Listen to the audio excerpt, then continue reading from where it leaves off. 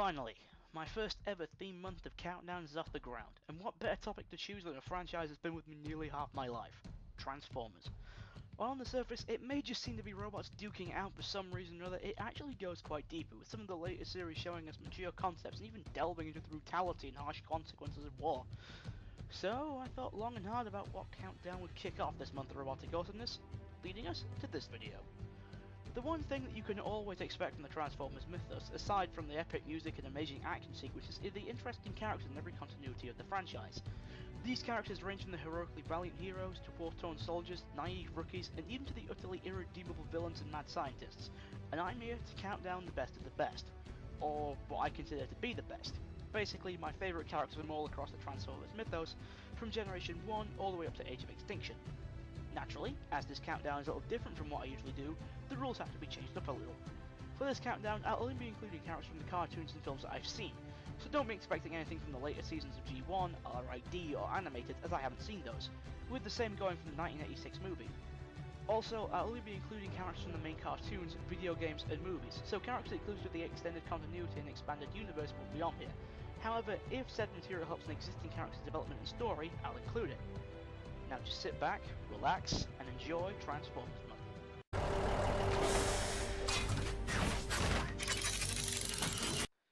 So, the number 15 slot is Ransack and Crumple Zone. Well, this has to be a unique way to start off the list, isn't it? While this entry is two characters instead of one, like a comedy double act, you can't really have one without the other. Like a real life double act, these guys serve as the comic relief throughout Transformers Cybertron and don't really pose much of a threat, even though Crumple Zone gains an upgrade halfway through the series. Damn marketing points. Heck, in their first appearance, Megatron defeats the two of them with a single backhanded bitch slap and single gut punch, so you know they won't be that effective as villains. This continues later on into the series, with most of their so-called evil plans that seem like harmless pranks or something you'd expect from a schoolyard bully rather than a full-fledged villain, and the other characters react to this as you'd expect, with the Autobots seeing them as a harmless nuisance and the other Decepticons seeing them as dead weight that's not simply worth carrying them around. Megatron only really recruited them as his Speed Planet minions simply because that they knew their way around the planet, and because nothing better came along. The guy did have to work quickly before the Autobots found what he was searching for, after all. Admittedly, these two really annoyed me at first, and I felt that their goofy antics were far too silly for the series, even though Transformers Cybertron is the most light-hearted the franchise ever gotten. Even with its main plotline involving a black hole threatening to destroy the universe, I really should have put a spoiler alert there, shouldn't I? However, over the years, their insane antics have started to grow on me. I don't really know why, but a comical pair of idiots like these two seem to fit perfectly with the show's admittedly campy nature, and the two even created some of the funniest moments in the series, due to them being completely overmatched in a fight, leading to every single member of the Autobots, and even some of the Decepticons, managed to completely dominate them in any fight. But just being there to provide cheap slapstick isn't their only purpose. Sure, their overconfidence is hilarious, but they also seem to be there to allow the other characters to demonstrate how much they've developed over the series, and the first big fight these two are involved in serves as one of Hotshot's defining character moments, where he leaps in to save some innocent bystanders from their mischief. So, while at first they may just seem to be annoying and useless, they're actually quite well written, and it just shows that you shouldn't really take things by face value.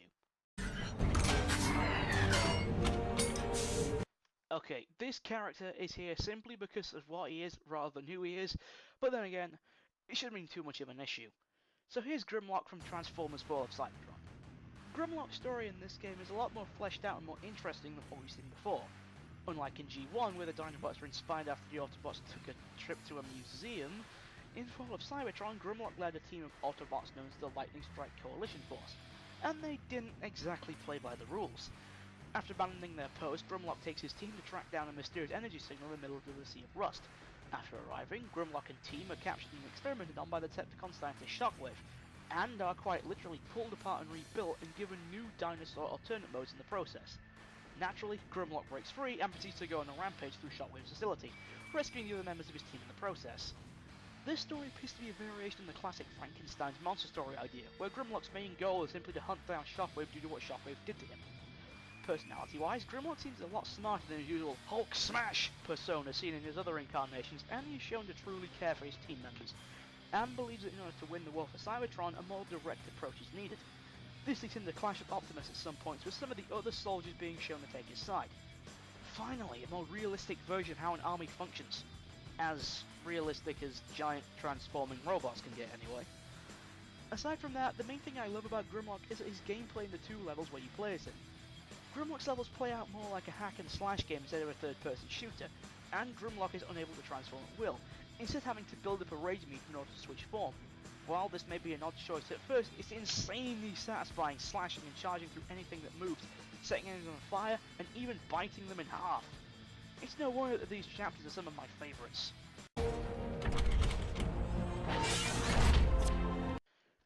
When Transformers Age of Extinction was announced, I was wondering just what characters they'd include, especially seeing as pretty much every Decepticon was dead, and the Autobots needed a new character to fill the role of the big guy. I was thinking about who they'd pick, seeing as there's not exactly a shortage of characters. Air Raid, Warpath, Scattershot, Bulkhead, and my favourite of the bunch, Metroplex. But then they chose someone who was as far from this character type as possible. Hound. In his original appearance, Hound wasn't exactly a badass. He was just a regular scout who wasn't that prominent in the G1 cartoon, only really showing up when the plot needed his abilities. In Age of Extinction, Hound is a fat, cigar-smoking Autobot commando who uses a seemingly never-ending supply of weapons. I'm not kidding. Throughout the film, Hound uses a total number of 9 weapons. An assault rifle, an LMG, twin pistols, twin shotguns, a set of grenades, a minigun, and a combat knife. All of which use to tear apart a small army of Decepticons in the film's climax. While watching Age of Extinction, I noticed that each of the 3 Autobots is based on a certain stereotype of soldier. Drift is a samurai, Cross is a modern US Special Forces soldier, and Hound is a gung-ho American GI, mainly from the 1960s and 70s. This means that Hound is originally overconfident and determined enough to charge straight into an advancing army with nothing but a knife and a handgun. However, we see that Hound does have a sort of more sensitive side, seeing as how he mourned the loss of both Leadfoot and Ratchet, and he appears to radiate some form of authority, otherwise the Autobots wouldn't follow any of his orders and support his plans. Despite this, his overconfidence and not thinking things through are his biggest flaws, as he instantly agrees to support an enraged Optimus' attack on the KSI building after learning about Ratchet's death. This even almost got him killed during the final battle in Hong Kong, as he's overwhelmed by a huge amount of Decepticons and was only saved due to a timely intervention by Kate Yeager and Optimus and the Dinobots arriving on the scene. However, this doesn't stop him from being a true badass, and while he may not truly replace Ironhide, he helps to fill the void that he left in the series. And I'm really looking forward to what this fat, throat-slitting ballerina can do in the future.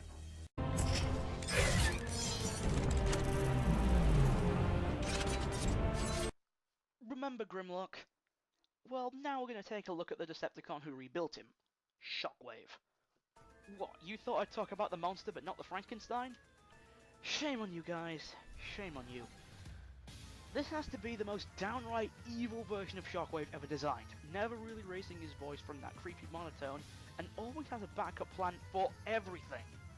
Shockwave is also a master scientist, being the one who created the Dinobots, weaponized the Insecticons, turning them from a feral horde of mindless beasts into an organized army of mass destruction, inventing new types in the process, and he was able to create a space bridge to Earth. What's a space bridge? It's basically a wormhole portal that can transport you to any location you choose.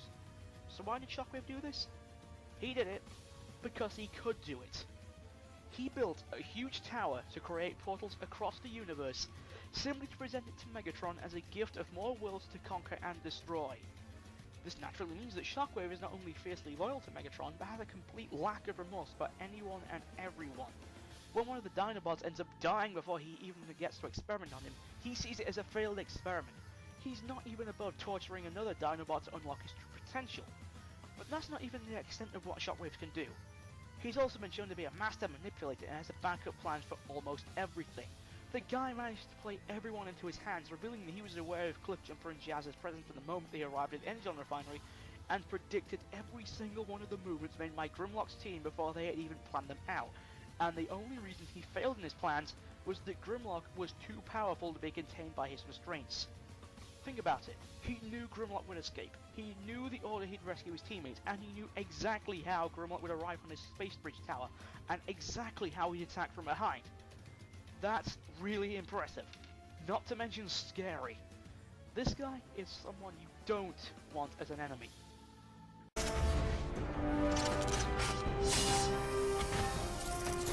If Team Fortress 2 has taught me anything, it's that you never mess with a heavy sandwich, and that medics are awesome.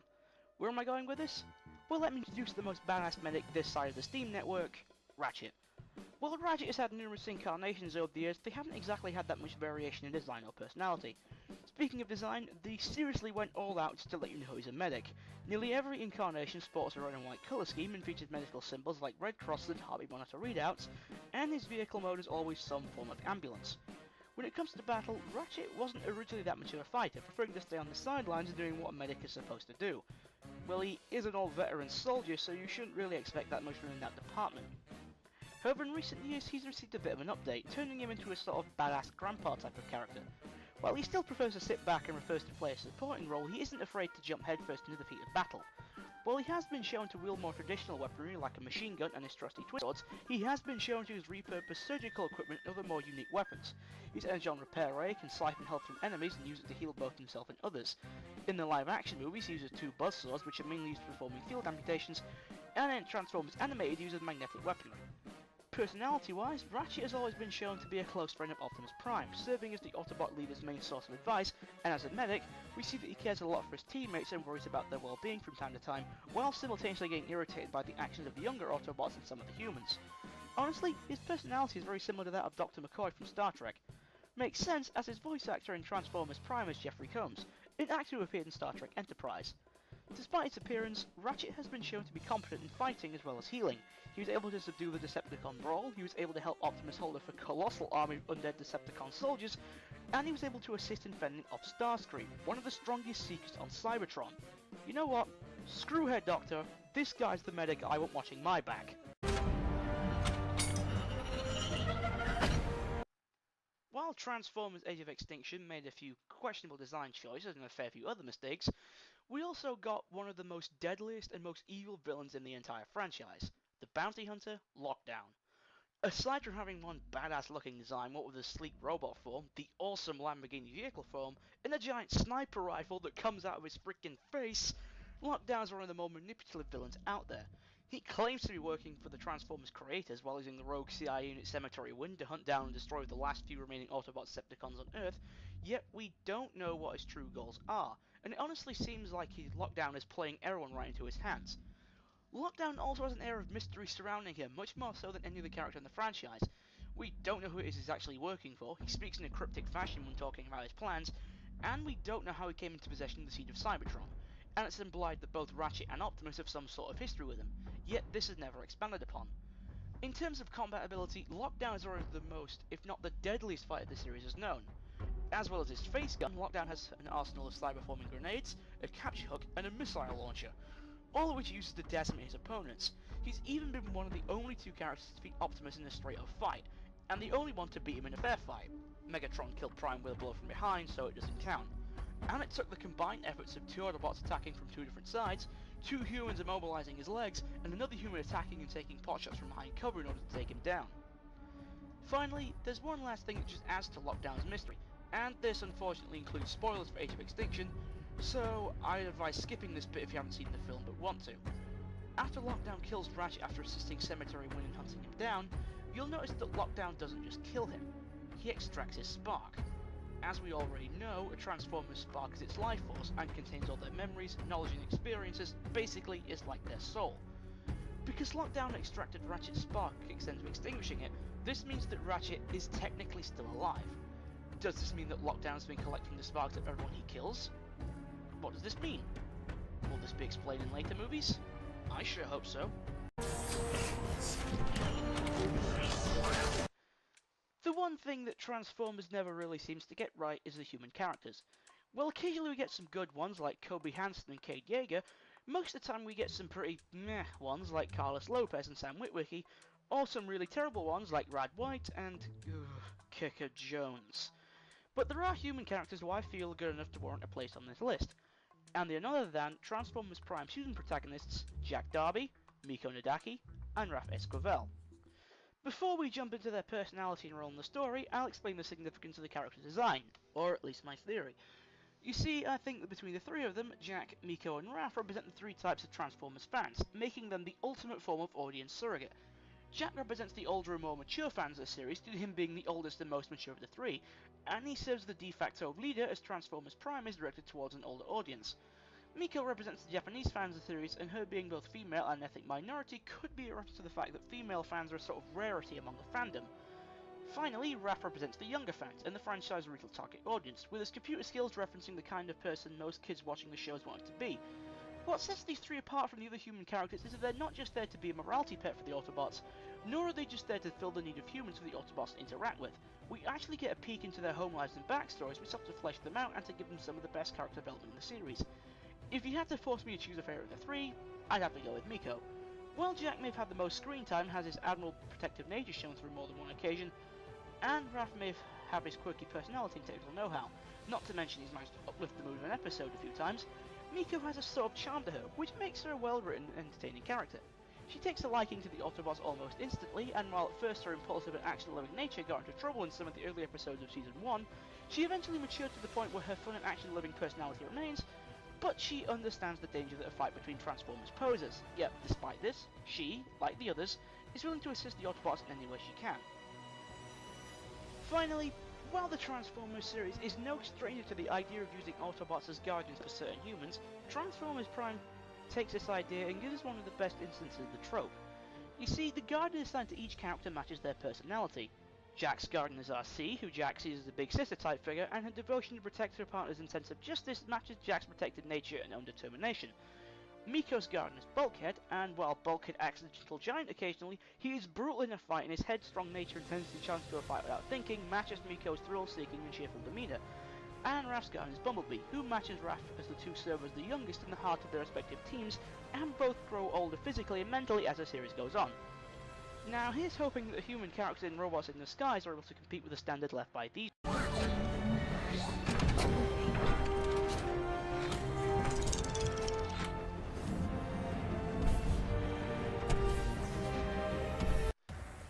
Over the years, the Transformers franchise has delved into showcasing more mature emotions in situations like despair, grief, rage, revenge, and even torture and pain. However, it wasn't until Transformers Prime that the franchise showcased the most primal emotion of all: fear. Fear is an interesting emotion to show, seeing as the fear that the characters show must be convincing, and the best way to do this is to have the audience experience that same fear. However, Transformers Prime shows another way. How do they do this? One word: Arachnid. When it comes to Decepticons, she's one of the most sadistic villains that the series ever produced. She enjoys inflicting pain on those she captures, and she's not above downright executing people right in front of their friends and colleagues.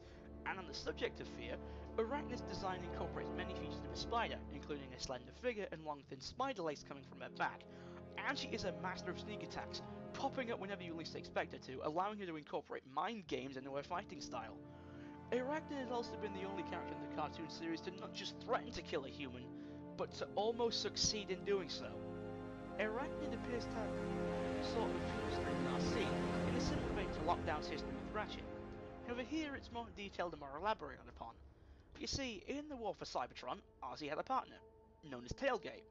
Together the two of them would undertake and complete mission after mission, until one day the two of them were captured by a Decepticon team under Arachnid's command, and Tailgate was tortured and interrogated for information by Arachnid, who ultimately killed Tailgate in front of RC after she got what she needed.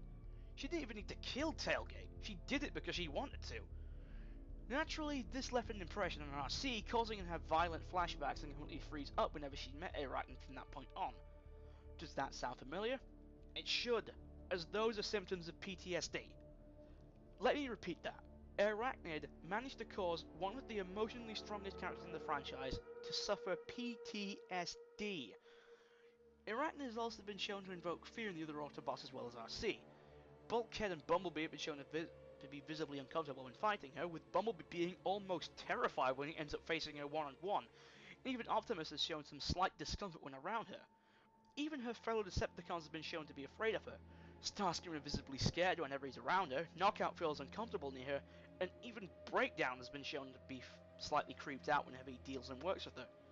You see, now that is how you put mature themes into Transformers, and create a truly terrifying villain in the process.